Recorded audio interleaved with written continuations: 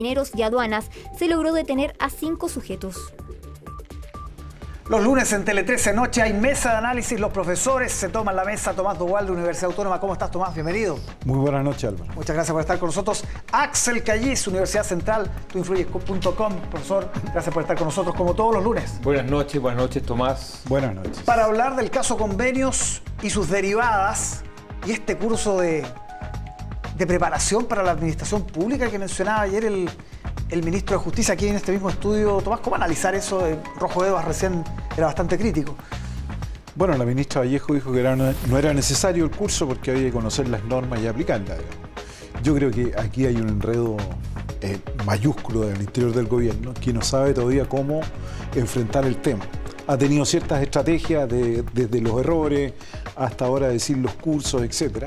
Pero esto lentamente, porque tiene francos abiertos, se ha ido agrandando. Ya llevamos otra subsecretaria y que también va a estar acusada por la Fiscalía, entiendo, en la quinta región. Por lo tanto, creo que aquí no ha habido una manera, una forma en la cual el gobierno ha enfrentado el tema de la corrupción. Y esto de ir por goteo yo creo que le está haciendo un daño profundo, porque lo está tensionando mucho más en su fuerza. Sí. Ambos han estado en gobierno, ambos conocen bien el aparato del Estado. ¿Es necesario un curso de esto, Axel? Depende con qué se llegue, profesor. A ver. En este caso, el Frente Amplio no tenía, como ellos dicen, cuadros, y lo hemos conversado acá, probados. Yo siempre he dicho que a mí me sorprendía algunos CEREMI, algunas autoridades regionales que salieron de la universidad y esta es como su primera pega, con responsabilidad y sin nunca haber trabajado antes en nada. O sea, hay personas que de la universidad, de la casa, a asumir un rol directivo y eso es peligroso porque la experiencia siempre es buena.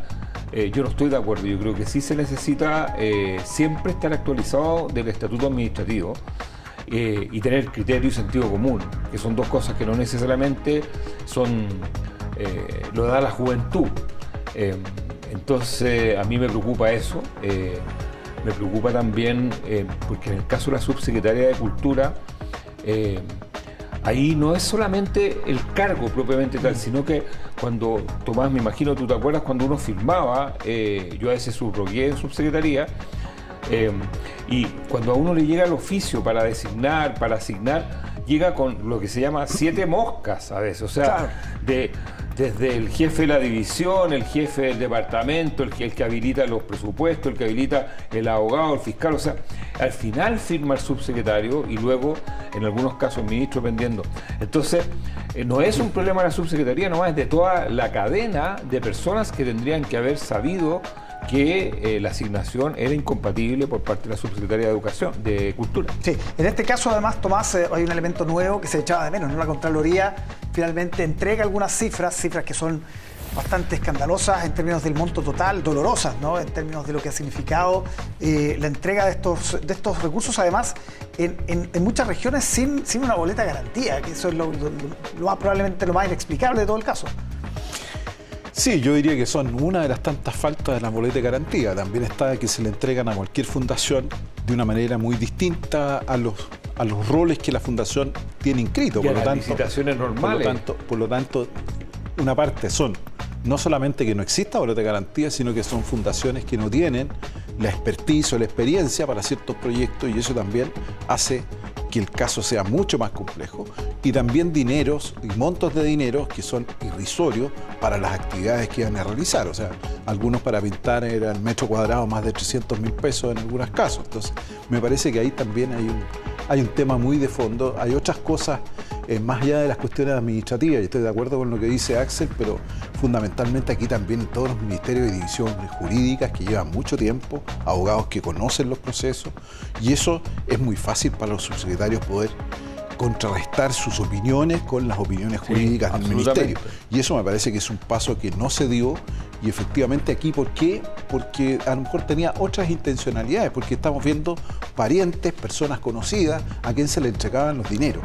Y eso ese es el punto, central aquí. Uno puede, no sé si entender, uno puede enterarse que cuando hay presión, porque estamos hablando en general de las gobernaciones, y las gobernaciones siempre tienen problemas de ejecución presupuestaria, por lo menos septiembre, octubre, la Subdere les notifica, señores, ustedes van mal, les va a sobrar plata. Y que te sobre plata como gobernación, como gobierno regional, es sinónimo de fracaso, que te está yendo mal, que no has sabido ejecutar. Y todas estas asignaciones directas son perversas, porque en el fondo lo que estamos viendo es a quién echan mano los gobernadores. Estoy hablando solamente de los gobernadores, a los que conocen. ¿Y quiénes son los que conocen? Sus amigos, su entorno, sus compañeros de partido. Entonces ahí se produce también un criterio que puede ser, y lo dijo ayer el ministro de Justicia, puede ser formalmente legal, pero carece de todo criterio de buena fe en la asignación al pasarle tú a una fundación de un amigo recién creada, sin experiencia, montos que son tremendos. Sí, absolutamente. Hoy día RN volvió sobre el cambio de gabinete, lo reforzaba también Rojo Edwards, el senador, recién en la entrevista que le hicimos. En ese sentido, el cuadro cambia todos los días. Hace una semana decíamos, esto parece que se acalla un tiempo, pero duró pocos días, hasta que hoy día Diego Chalper incluso emulaba la figura de la expresidenta Bachelet en el caso Cabal, cuando le dijo a don Francisco, ¿te acuerdas?, que le había pedido el cargo a todos sus ministros. Finalmente se fue Peñailillo, no recuerdo si otro más, pero Peñailillo era básicamente el que interesaba en ese momento. Sí, yo creo que mientras la oposición presione, el cambio de gabinete se va a dilatar más. Pero mientras más se dilate, también hay un desgaste para el gobierno. O sea, aquí el gobierno está en un zapato chino donde tiene que tomar una decisión. Y yo creo que no puede postergar tanto la decisión si va a ser el cambio. Me parece que ya estamos entrando a agosto y es el mes clave para la segunda mitad. Me parece que sería excepcional no hacer un cambio o modificar las estructuras, porque eso hoy día ya el gobierno está reconociendo la corrupción, el propio ministro lo dijo acá, las propias autoridades, entonces tienen un problema mucho mayor. Yo creo que si se perfila alguna agenda pública, debiera producirse un cambio en el gobierno, porque es una señal que el problema potente, es que ¿no? nadie le garantiza al gobierno, porque yo insisto, y lo dijimos acá hace casi 2 meses, cuando partió esto en junio, un mes y medio, que este era un caso muy parecido a Soquimich en términos del goteo. Entonces, la pregunta que se tiene que hacer el gobierno es, bueno, si saco a un ministro, ¿quién me asegura que el goteo no termina? Porque va a seguir. O sea, por mientras existan las gobernaciones y las asignaciones, las fundaciones que siguen saliendo, o las negociaciones incompatibles, como la de la subsecretaria, que le asigna su ex trabajo, un monto millonario, no te garantiza nada que tú saques un ministro y se termine el conflicto. Porque las cuestiones pueden venir por otro lado. Pero a esta altura ya llevamos bastantes semanas. Yo creería que el gobierno tiene un catastro más o menos de cuál es el impacto, dónde están los nudos, y la Contraloría también. Entonces uno puede cruzar la información y tener un mapa más o menos adecuado. Sí, Tomás, yo creo que te tiene puede el sorprender catastro dos del cosas. gobierno, sí, claro. Pero no necesariamente el catastro de las gobernaciones regionales, que muchas de esas asignaciones, en el caso, van con apruebo del Consejo.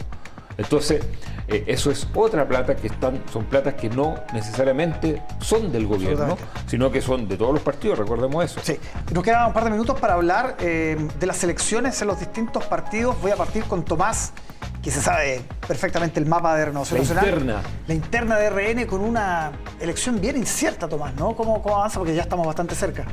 Sí, yo diría que es incierta. Hay 13 listas, cada una encabezada por 2 senadoras y un senador. Eso es bastante inédito y habla también de las fricciones que existen en el Senado, cuestión que debe tener en cuenta el gobierno para futuros proyectos, porque mientras esto no se resuelva va a ser difícil avanzar con la oposición. Pero yo diría que en Renovación Nacional está una elección abierta, las elecciones internas son refriegas muy fuertes, se requiere capacidad de movilización y yo creo que están en eso fundamentalmente. No se han visto públicamente, por lo cual están recorriendo el país y efectuando para prepararse. Ojalá que vote más gente que en RD. Eso te iba a decir, la cantidad. No se sabe cuántos votaron. No, o sea, se dicen 1.500. Por eso digo, no se sabe. Menos del 6% del padrón. Y ojo, y estamos hablando que no son votos donde hay que ir bajo la lluvia.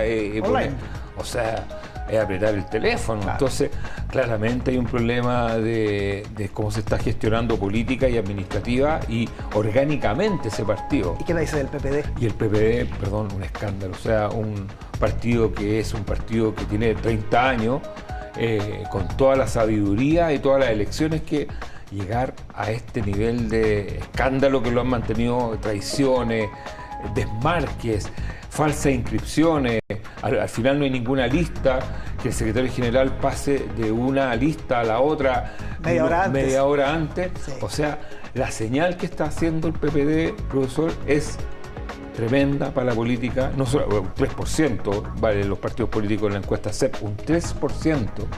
Y con esto el PPD lo que está haciendo es fortalecer y incluso contribuir a que baje de ese 3 a 1 o 2%. O sea, nada, margen de error. Sí, Ahora, muy pero poca el participación. daño también es cuando el gobierno intenta colocarse dentro de la elección de un partido político. Que es lo que ha denunciado el oficialismo de ese partido. Ese daño también Pero se produce producto de este intervenir desconcierto, derechamente, ¿no? ¿no? Y son intervenir. partidos de gobierno. Ojo, Por eso, pero cuando el gobierno quiere intervenir sobre un Sí. partido, el daño profundo lo hace al partido. Y yo creo que un poco tú estás describiendo efectivamente ese daño.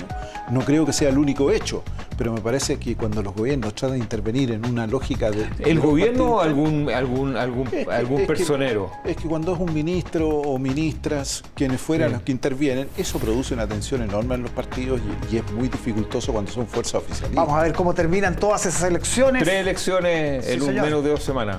Axel Callís, Tomás Doval, muchísimas gracias por acompañarnos como todos los lunes. Muy buenas noches. Buenas Que estén muy bien, buenas noches. Hacemos una pausa y más Tele 13 Noche al regreso, no se vaya.